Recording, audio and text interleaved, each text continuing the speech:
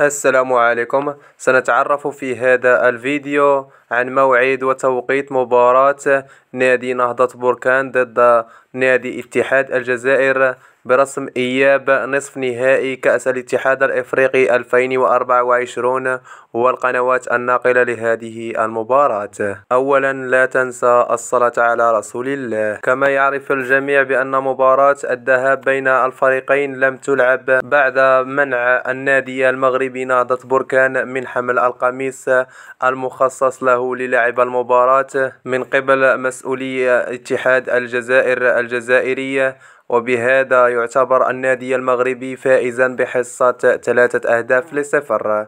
وسيستقبل نادي نهضة بركان نادي اتحاد الجزائر الجزائري على الملعب البلدي ببركان، وذلك يوم الأحد الموافق 28 أبريل شهر 4 2024 في تمام الساعة 8 مساء بتوقيت المغرب الجزائر تونس، وعلى الساعة 10 مساء بتوقيت السعودية العراق.